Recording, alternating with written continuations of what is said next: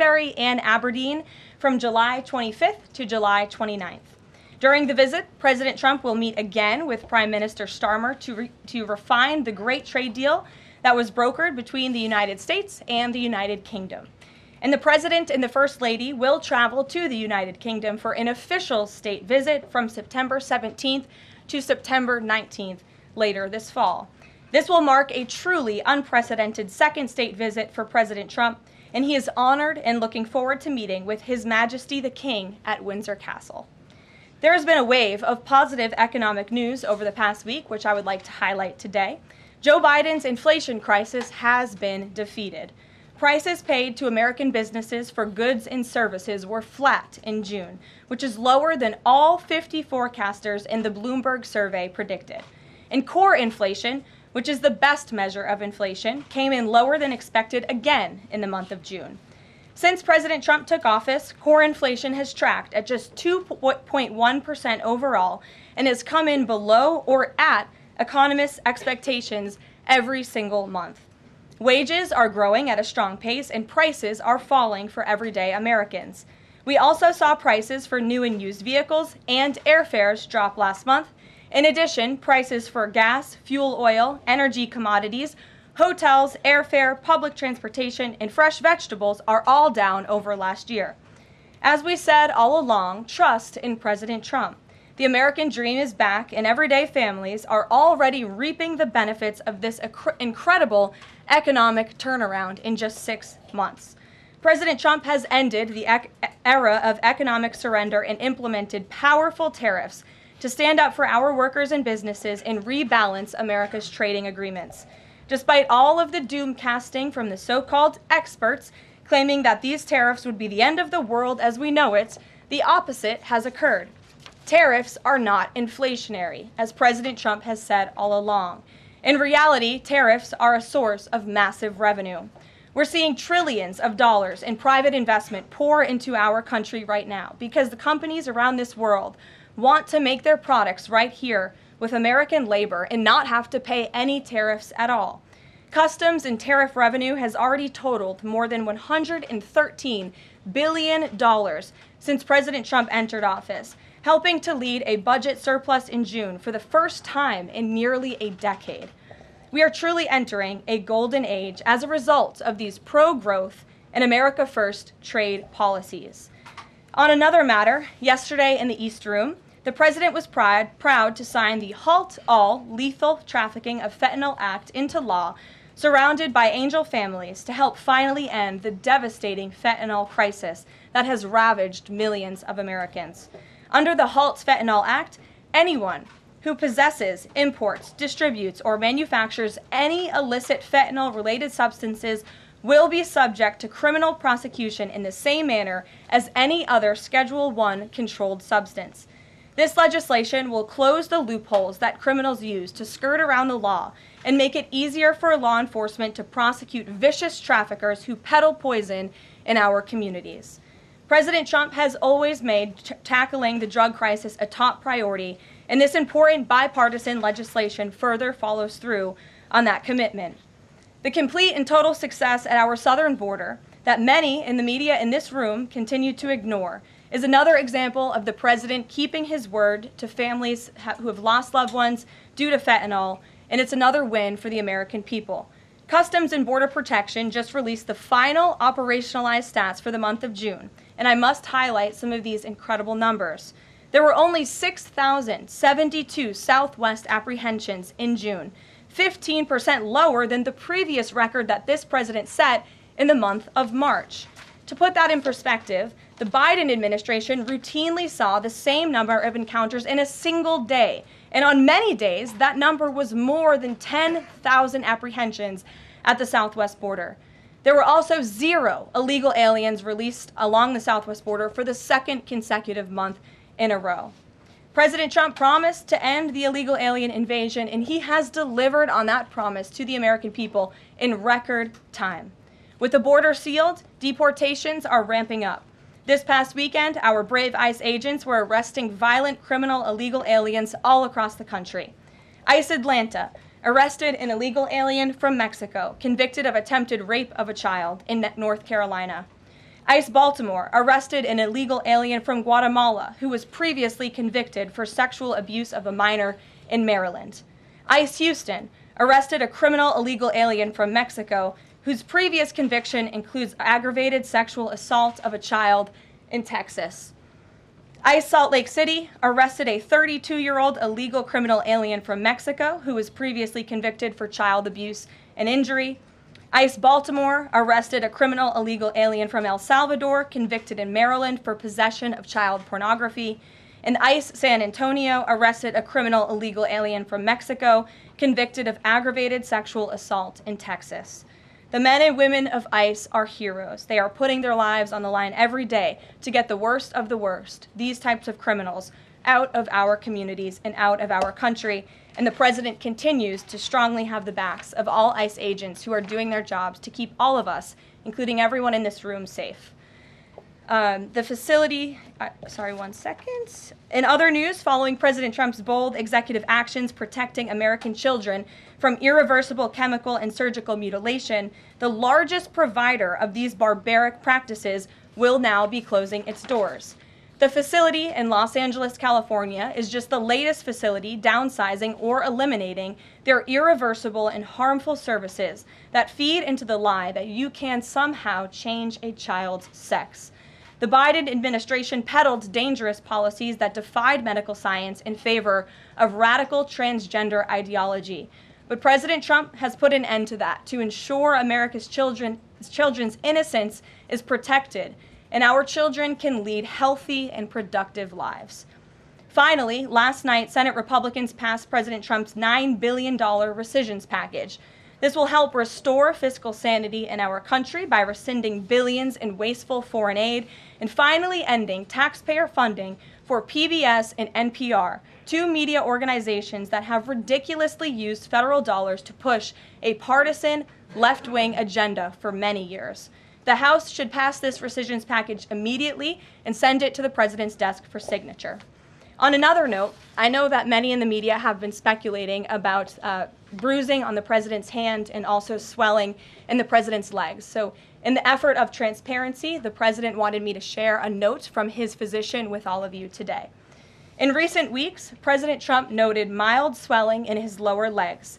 In keeping with routine medical care and out of an abundance of caution, this concern was thoroughly evaluated by the White House medical unit. The president underwent a comprehensive examination, including diagnostic vascular studies. Bilateral lower extremity venous Doppler ultrasounds were performed and revealed chronic venous insufficiency, a benign and common condition, particularly in individuals over the age of 70. Importantly, there was no evidence of deep vein thrombosis or arterial disease. Laboratory testing included a complete blood count, comprehensive metabolic panel, coagulation profile, D-dimer, B-type natriuretic peptide, and cardiac biomarkers. All results were within normal limits. An echocardiogram was also performed and confirmed normal cardiac structure and function. No signs of heart failure, renal impairment, or systemic illness were identified. Additionally, recent photos of the president have shown minor bruising on the back of his hand. This is consistent with minor soft tissue irritation from frequent handshaking and the use of aspirin, which is taken as part of a standard cardiovascular prevention regimen. This is a well-known and benign side effect of aspirin therapy. And the president remains in excellent health, which I think all of you witness on a daily basis here. So the president wanted me to share that note with all of you. I'm happy to take further questions on it. We will provide the memorandum from the president's physician to all of you, as we always do. And we'll get to questions. Here in our new media seat, we have Frank Corva, who's the White House correspondent for Bitcoin Magazine, which comes at a timely week with crypto legislation moving across Capitol Hill. So why don't you kick us off, Frank, and thanks for being with us. Thank you so much. We appreciate it, Ms. Leavitt. Sure.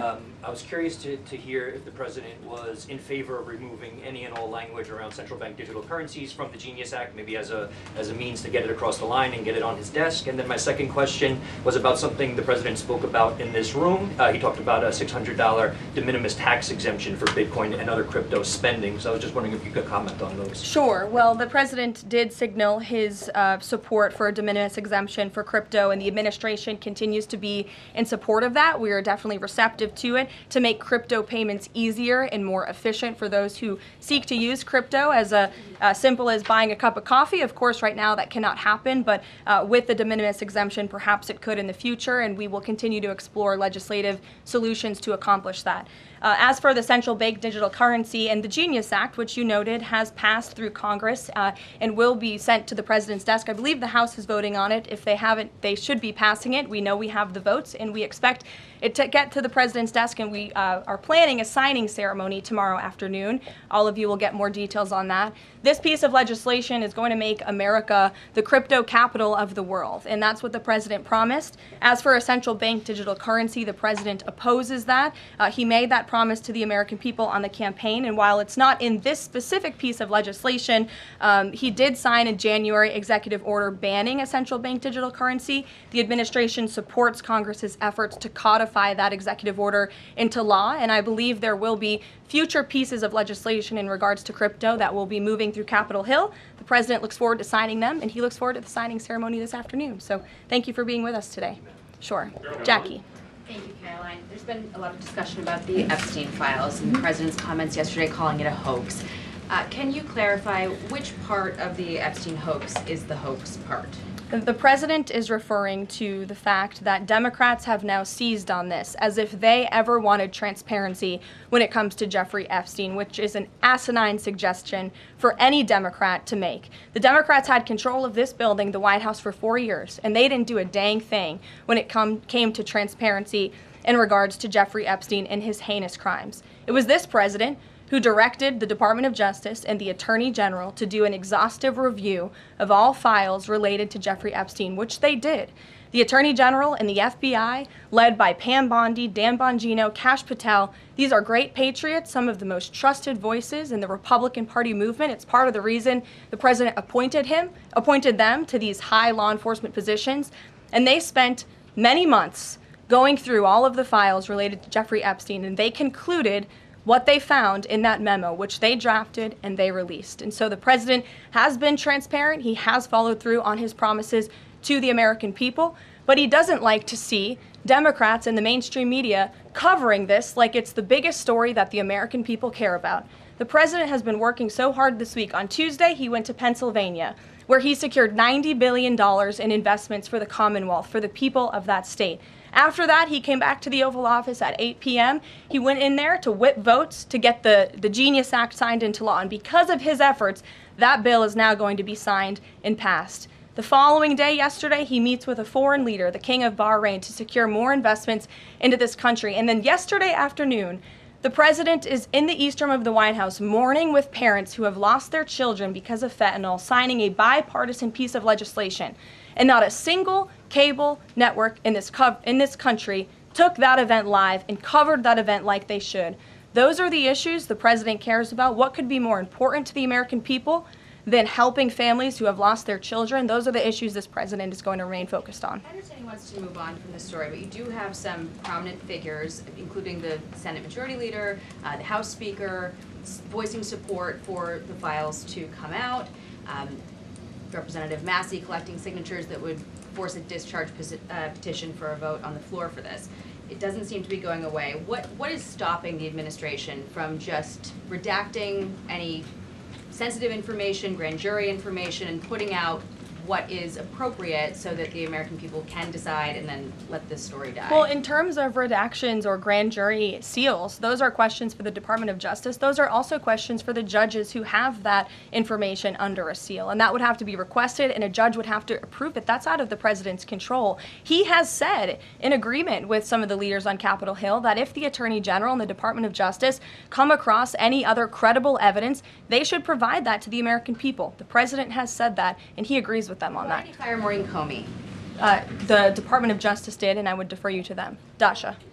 How Has the White House been directly in touch with some of the NAGA influencers that are still not satisfied with the administration's handling? And has the message to them been similar to what the president has said, which is sort of either let this go or we don't need your support? Well, look, the president and this team are always in contact with the president's supporters, with voices of many kinds on both sides of the aisle. I think that's part of the reason this president is a great president, because he's willing to listen and hear other people's perspectives. But ultimately, he has led this country, not just over the past 6 months to historic success, but also through his first 4 years as president. And as the leader and the creator of the MAGA movement, he has led through these perilous times for our country based on instinct and in the best interest of the country. And as I always say, the American people should trust in President Trump. John, Go ahead, John. Thanks a lot, Karoline. The president on Monday announced that if there's not compliance with Russia within 50 days, there would be increased tariffs. Can you explain how that works, first of all? What happens if Russia doesn't end its war with Ukraine in 50 days? Well, in 50 days, as the president clearly laid out, if there is not a ceasefire agreement or a peace deal within that time frame, if Russia refuses to legitimately agree to a ceasefire, then they will face very steep tariffs, and they will also face secondary sanctions. So countries that are purchasing oil from Russia will be sanctioned as well, and of course that will do deep damage to Russia's economy. And I would just add that the president wants this war to end with a diplomatic solution. He's been pushing for it. This administration has spent many hours and a lot of time trying to solve this war very far away, but the president wants to stop the killing and he wants to save lives. As far Reagan, as the first part go of ahead. what you were saying, Karoline. Reagan, go ahead. I have two questions for you. It's just about, if I may, just about the tariffs, the first part. I get the secondary tariffs, but there was only $3 billion worth of trade between the U.S. and Russia in 2024. It's expected to be far less this particular year. On April the 2nd, both you and the Treasury Secretary said it's not necessary to apply any tariffs on Russia. You said that because of the lack of trade, it precludes, that was the word you used, any need for tariffs. Why now, and why do you think that that would make them cave and come to some sort of peace agreement as it relates to Ukraine? $3 billion is still a lot of money, John, and it's not just tariffs, it's the secondary sanctions as well that will be implemented in 50 days. Reagan. Thanks, Caroline. I have two questions for Sure. you. First on Congress. Congresswoman Salazar introduced legislation that would give some illegal immigrants in the country a path to citizenship. 10 Republicans signed on to what she's calling the Dignity Act. I'm curious what the White House's position is on the legislation and if the president would veto this bill if it made it to its desk. From my understanding, the White House nor the president has actually read through this legislation. We've been focused on, of course, the One Big Beautiful Bill, which passed, which is another historic accomplishment of this president in record time. The Genius Act this week, the Recisions package, that's been the focus of the White House. But the president has made it very clear he will not support amnesty for illegal aliens in any way. I want to give you a chance to respond to the CEO of NPR. She's claiming that the cuts to their network will, quote, be a real risk to public safety of the country. Murkowski has argued that public broadcasting stations save lives. Could you respond to these concerns? The NPR CEO said cutting NPR will be a risk to public safety. I am not sure how NPR helps the public safety of our country, but I do know that NPR, unfortunately, has become really just a propaganda voice for the left. Just a few examples for you. In 2020, NPR refused to cover the Hunter Biden laptop scandal in the run-up to the election. They said their assertions don't amount to much, writing they did not want to waste the listeners' and readers' time on stories that are just pure distractions. That does not sound like an unbiased opinion. That sounds like a partisan opinion to me. And this is a taxpayer-funded organization. In 2018, that same CEO that you're talking about called the president in the Oval Office, who nearly 80 million Americans elected, she called him racist, shared a photo of herself wearing a Biden for President campaign hat, serves on the board of a Soros-funded activist group. In 2020, PBS's White House correspondent at the time characterized President Trump's speech then at Mount Rushmore as a love letter to white resentment, promoting the myth of America. In 2017, PBS devoted an entire panel talking about what it means to be woke and white privilege. In 2023, PBS's Washington Week Roundtable covered up Joe Biden's clear mental divide. That's actually quite the clip. I would encourage all of you to look at it. These are not honest news organizations. These are partisan, left-wing outlets that are funded by the taxpayers. And this administration does not believe it's a good use of the taxpayers' time and money. Ed Lawrence. Yeah, thanks, Carol. I want to ask you about the Federal Reserve. So does the president believe that the slightly restrictive monetary policy stance right now, could that cause an economic slowdown? And if he does believe that, when? What pause are you referring to? No, could the stance of the monetary policy is slightly restrictive? Does the president believe that that stance, the slightly restrictive stance, could cause an economic slowdown in itself? I haven't heard the president discuss that specifically, but what I do know in regards to the Federal Reserve is the president's been very transparent about his displeasure with both the policies and the management of the Fed, and he spoke about that to all of you pretty extensively in the Oval Office yesterday. Yeah, and last month, one more if I could, last month the Canadian Prime Minister said the president had agreed to a July 21st deadline to sort of work towards a trade agreement. That's 4 days from now. Could there be a trade agreement with Canada in 4 days? Well, look, we'll see. The trade team continues to be very active in our conversations and discussions with Canada. The president himself has said, unfortunately, our neighbors to the north have been pretty difficult to deal with when it comes to matters on trade. But in trade, generally speaking, as you know, 25 countries have received letters thus far from the president directly with his big, beautiful signature on them, from Japan to Korea, South Africa, Kazakhstan, Malaysia, just a few countries, and Canada also received a letter for 35%.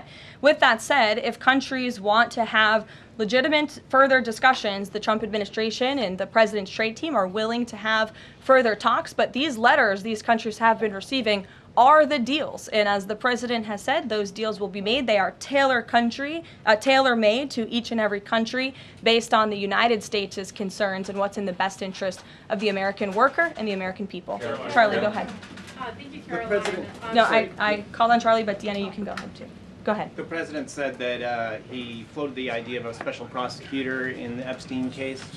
Can you confirm that? And has he asked the Attorney General to do this, to appoint a special prosecutor to look it over? Well, the idea was floated from someone in the media to the president. The president would not recommend a special prosecutor in the Epstein case. That's how he feels. And as for his discussions with the Attorney General, I'm not sure.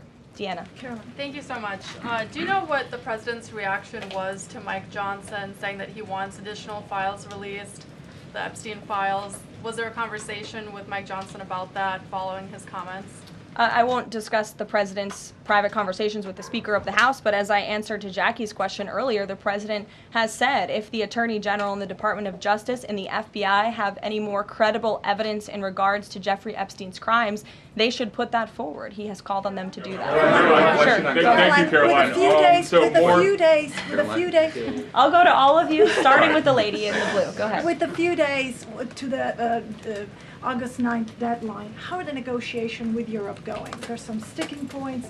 What are they? Can we expect a delay, or should we expect a deal soon? Well, I believe the deadline is August 1st. As for the European Union, they continue to be very eager in negotiating with our country for obvious reasons on ways to lower their tariff and their non-tariff barriers that we have long said harm our workers and our companies. So the president's trade team continue to be in talks with the European Union. Would he accept, or would he put forth a postponement of the August 1st? He's already said he will not. Caroline, Owen, go ahead. Caroline, good afternoon, Caroline. In Gaza today, Holy Family Catholic Church was struck by an Israeli shell. Yes. 3 people were killed, 10 wounded. What is the president's reaction to that church coming under fire?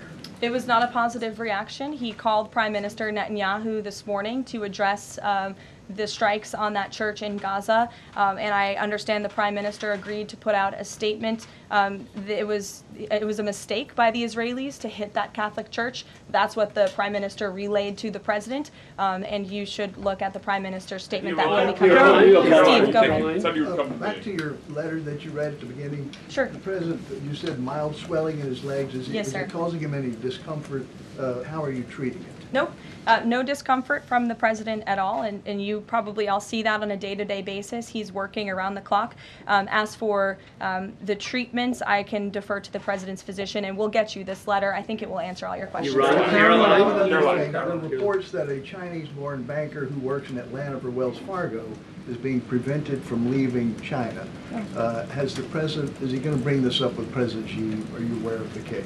I'm not aware of the case, but I'm sure our National Security Council team is. Steve will get you some answers on that. Thank you.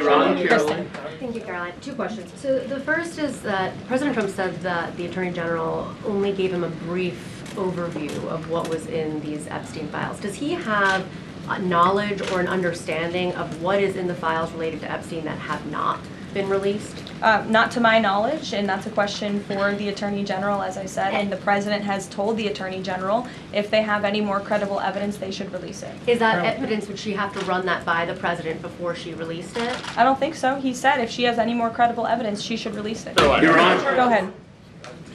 Thank you. Go ahead, yes. Great. Thank you, Caroline. Two questions. One, today... And you can go ahead, Andrew. Don't worry.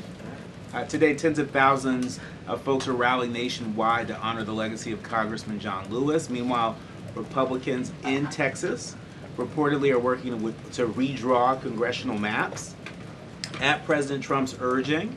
How is President Trump reconciling his call to action for Texas Republicans with the legacy of Representative John Lewis? I'm not quite sure how the two things are related. I think the president would agree that John Lewis served our country for many, many years. It has nothing to do with the redistricting efforts that are currently underway by Texas Republicans to add seats to their legislature. They have the right to do that. The president spoke to the congressmen and women who serve the great state of Texas about it, but it's up to them and it's up to their legislature to get that approved. And Caroline, this is the second question. And Go does ahead. the president support the Justice Department's request for just 1 day in jail for the officer convicted in Breonna Taylor's killing?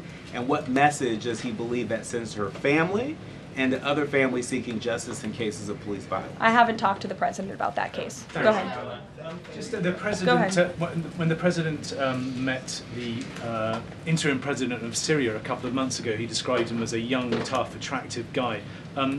After the latest clashes in Syria over the last few days, does President Trump still support Syria's interim president? The president still supports Syria's pathway to a peaceful and prosperous country, and you received an update directly from the Secretary of State on the ongoing situation between Syria and Israel. I spoke to him myself this morning to get an update, and as soon as the United States became involved in this conflict, we were able to de-escalate, de-conflict. That seems to be continuing.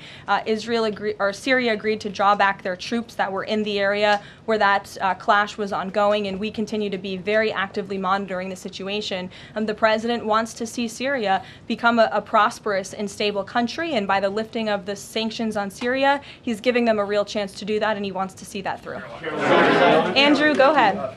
So on Tuesday, the president told a very detailed story about his uncle, noted scientist John Trump, and Theodore Kaczynski, the late Unabomber. He said that Dr. Trump taught Ted Kaczynski. Ted Kaczynski was not identified as the Unabomber until 1996, 11 years after John Trump passed away. It would have been impossible for John Trump to have ever discussed the Unabomber with the president. So what was he talking about? And I have one follow-up. Andrew, with so many issues going on in the world, I'm a little bit surprised you would ask such a question, although I'm not sometimes coming from you, I will say, but I'm willing to give you an answer. Nevertheless, the president's uncle did, in fact, teach at MIT. He was a very intelligent professor. The president's very proud of his family. In fact, the president has a letter from his uncle on the MIT letterhead that sits in the Oval Office dining room. Maybe we'll let you see it sometime. And then Elizabeth. Caroline, one more on. Elizabeth, will the go president consider pardoning Ghislaine Maxwell if the Epstein case is a hoax? Okay, I'll start off with the president said last week he would not be getting involved in the New York City mayoral case. If that mayoral race, if that's still the case, given his history drawing a large crowd in New York City, what's his reason for staying out of it in that way? Well, look, I think the president reserves the right to get involved in races or not get involved in races, and he's made the decision not to weigh in on the New York mayoral race, as you rightly pointed out, although he has gone as far to say he absolutely does not want to see Zemdami elected, who is a known communist who supports the abolishment of private property, the defunding of police. He has made very well-known anti-Semitic statements. It would be a disaster for New York and for this country, and I think it's quite telling that this individual, a known communist, has been spending time in Washington this week meeting with leaders on Capitol Hill.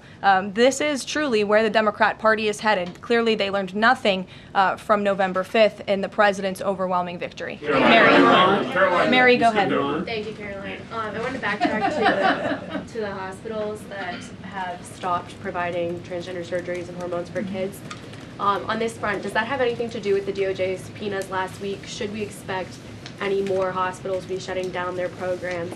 And I wanted to also ask what you make of all these media reports, especially the AP, which I noticed, which portrays these children as losing something that's saving their lives. Yes, I think the president spoke a lot about this issue, which is a political issue, but also really a cultural issue that impacts children and families. He talked about it a lot on the campaign, and I think he was quite surprised by the uptick we were seeing in the embracement by the Democrat Party when it comes to the chemical castration and mutilation of young, innocent bodies. And so the president made it a very early priority to sign very strong executive orders to cut off the funding for any hospital or any medical facility in this country that provides such barbaric procedures. And as a result of that strong policy and the president's strong common sense position on this issue, we've had such an overwhelming response, which is great for children in Arizona. Phoenix Children's Hospital has stopped providing puberty blockers and hormone therapy to minors. In California, Stanford Medicine ended sex change surgeries for minors. Children's Hospital Los Angeles is closing its Center for Trans Youth Health and Development surgical program. In Illinois, Lurie Children's Hospital of Chicago stopped sex change surgeries. Again, let's think about what we're talking about here. Sex change surgeries for minors. These are barbaric practices that no child, innocent child, should have to endure. And the president wants to protect the innocence of children, and I know the vast majority of Americans support him in that effort. This is a wildly popular and common sense endeavor this administration has taken, and we've seen many of these medical institutions have followed through with the president's executive orders, but will continue to take further action on this important issue. Garrett. I too, if you'll indulge me. Sure. On the Recisions package, I wonder what the White House makes of this theory that it increases the odds of a shutdown. The theory is basically, why would any Democrat vote for a bipartisan spending deal with Republicans if Republicans can turn around and claw the money back the next day? Look, $9 billion worth of crap that it was in our federal funding that is now being rescinded. This is a good thing for the American people and the American taxpayer, and I think our Office of Management and Budget Director was saying this process should be more bipartisan. Democrats, there was a time in this country where Democrats too cared about getting rid of waste, fraud, and abuse in our federal spending. I think every American agrees the government spends way too much money on things that don't matter. Some of those things include PBS and NPR, or for instance, the Democracy Fund, which was funded to the tune of $83 million through the Department of State, but they were giving hundreds of thousands of dollars for gender equality and empowerment hubs in Yemen, $3.9 million for strengthening information integrity, equality, and democracy for LGBTQI population of the Western Balkans. These are not good uses of the taxpayer funds, and Republicans are proud to lead that effort, and we wish more Democrats would join us in that. I wanted to follow up on the Maureen Comey question just to clarify. Did the White House have any knowledge, or did the president sign off on her firing? This was a decision that was made by the Department of Justice. There was an agreement that was made between Immigration and Customs Enforcement and the Centers for Medicaid and Medicare Services regarding access to Medicaid information for 92 million Medicaid recipients around the country. That includes health information. So how does that not violate HIPAA violations and privacy concerns, for example, of American citizens? I'm going to have to defer you to Immigration and Customs Enforcement on that. I'm unfamiliar with that agreement that they made. Thanks, Karoline. Two questions. Rusvo said today he's going to be looking into cost overruns in the Fed's renovation projects.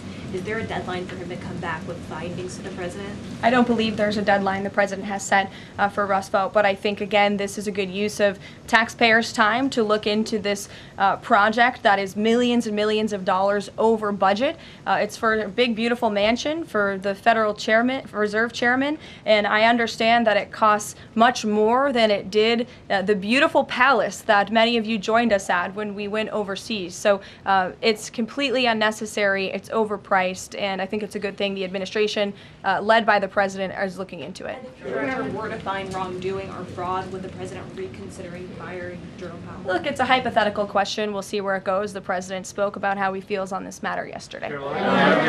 Thank Thank you so much, Karoline. So we saw Ambassador Huckabee arrive to Prime Minister Netanyahu trial to show his support. Does the president plan to impose any kind of sanctions against the Israel judicial system? I don't have any update for you on that or any announcement on that front. I don't believe so. Does the president believe that justice has been served in the Epstein case? Look, the president believes that he directed the Department of Justice to do an exhaustive and thorough review, and they did that. And they all agreed, the FBI director, the deputy FBI director, the attorney general, on the memo that they drafted and they released. Thank you, Karoline. Just a follow-up on Reagan's question. Representative Salazar's bill, it grants illegal aliens with legal status for 7-year increments. It also gives permanent path to residency for so-called dreamers. And, you know, President Trump and Labor Secretary Chavez, who previously co-sponsored a version of this bill when she was in the House, they've spoken about a work deal similar to the bill, I believe. What's the difference between a work deal and amnesty? Look, as I told Reagan, the president, the White House have not reviewed this specific piece of legislation. It's just not where our focus has been. But the president, for one, has been very clear he does not support amnesty. We'll go to, oh, look at some friends in the back. Brian, go ahead. You didn't show up early enough to get some good real estate up here. I love it. Any update on the Autopen? I know that there was the DOJ and some others were looking into the thousands of documents that were signed off just before Joe Biden left office. Any update on the Autopen? Yes. I'm not laughing at you. I'm just laughing at how far away you are, and you're going to need to get some microphones back there. On the Autopen investigation, yes. The White House counsel's office has launched their own investigation into former President Biden's usage of the Autopen. We have requested some documents from the National Archives, and again, as I've said many times from this podium, and the president has said as well, it's incredibly important that we get to the bottom of who really was at the tip of the spear in the decision-making process here in the White House, because former President Biden himself admitted to the New York Times, I understand he never gave interviews when he was here, but now all of a sudden he wants to give one, and he said that he did not actually review every single pardon that he signed on his way out the door. That's incredibly concerning, and I can tell you it's something this president would never tolerate. This is a president who is signing things all the time. Any document that has legal implications, this president's signature is on it because he's the one making the decisions. It does not appear that was the truth in the previous White House, and I know the American people want to receive answers on who was running the show, because the decisions that were made in this place really destroyed our country, and we deserve to get to the bottom of it. Mark, in the back. Thanks. Some Christian groups are complaining that they are not able to get visas as quickly to travel to Israel, and it's been elevated to Ambassador Huckabee's station. Is the White House aware of that? Does it have any reaction to that? And is that part of the president's disappointment with Netanyahu's government? Look, I'm not aware of that, Mark, but I'm sure, again, our National Security Council is, and also the State Department, as you know, travel visas roll through Secretary Rubio's shop over there, whom we work very closely with, so we will check in on the matter. But I know overall this president and the administration do want to streamline the visa process to make it easier for both Americans who want to travel abroad and people abroad who want to come to our country the legal way. Sure. Go ahead. I was going to the gentleman above you, but go ahead, Libby, and then you can go. Sorry. Okay. Two questions for you. The first is, during the Hill Nation Summit, Secretary Noem suggested there could be some changes to TSA's liquid limits. Is the President aware of that? Is that an idea that he's backing? And what would that timeline and the changes look like? Sure. I would defer you to the Department of Homeland Security, but I did see Secretary Noem's comments, and I think it's great that on day one she asked TSA, what are we doing right? What are we doing wrong? How can we make air travel more efficient while maintaining utmost security for American passengers and travelers? And I know they announced no more shoes, or you don't need to take off your shoes anymore at the airport, which I think is welcome news to all of us who travel a lot. But further guidance or decisions, of course, that's in the Secretary of Homeland Security's overview, and I would defer to her. And the other question for you is on Bondi and Burgum's trip today to Alcatraz. I'm curious what the funding is going to look like for that, and who the President does want to see incarcerated there, if it were to become. Sure. Well, this was an idea of the President. He spoke about it in May, and he directed his administration to review a reopening plan for Alcatraz if it is possible, which is why the Attorney General and the Secretary of Interior have traveled there today. They are touring the site, and if the Alcatraz prison is reopened, it would be under the purview of the Bureau of Prisons, and the Secretary of Interior also would play a big role in this as well. So they're there to review the site today, and I'm sure you'll hear more from them on it later. And just to follow up, Libby, on who the President wants to see housed in Alcatraz, the worst of the worst criminals in this country, both American criminals who convict heinous crimes, but also illegal alien criminals before deportation as well. Sure. Go ahead. The State Department yesterday urged the Chinese Communist Party to cease its campaign to eradicate Falun Gong, a peaceful spiritual practice. With the anniversary of this brutal persecution approaching, does the White House have a message for the CCP on this? Well, I will get you one, and we will get back to you. Sure. Go ahead. We'll take. Go ahead, and then go ahead. Sure. I've never called on you. Why don't you go ahead? In the red tie. Hello. Dr. Harper behind. Thank you. Yes. Go ahead. Go ahead. Me, thanks. Yes. Thank you, Karoline. Yes, you. What's your name? My name is Matias. Thank you. What's your outlet? I'm from Record TV, Brazil. Great. Brazil's President Lula recently said that President Trump was elected to govern the United States and not to act as the emperor of the world. And he also emphasized that Brazil is open to negotiation. I'd like to hear what you have to say about it, what the administration has to say about it, and specifically what areas are currently open to negotiation in the light of the 50% tariffs that were announced. Sure. The President is certainly not trying to be the emperor of the world. He is a strong president for the United States of America, and he's also the leader of the free world. And we've seen a great shift across the entire globe because of the strong leadership of this president. In regards to Brazil, the President sent a letter to Brazil announcing their new tariff percentage. He also directed our USTR Ambassador Jameson Greer to launch an investigation of Brazil under Section 301 of the Trade Act of 1974, designed to address unfair foreign practices that are affecting U.S. commerce. For years, we know Brazil's digital regulations and weak IP protections have undermined U.S. tech and innovative companies, and their tolerance of illegal deforestation and other environmental practices puts American producers, manufacturers, farmers, and ranchers who follow better environmental standards at a competitive disadvantage. So this president always acts in the best interest of the American people and the United States of America, and he will continue to do so. Thank you very much, everyone. We'll see you later. I appreciate the enthusiasm today.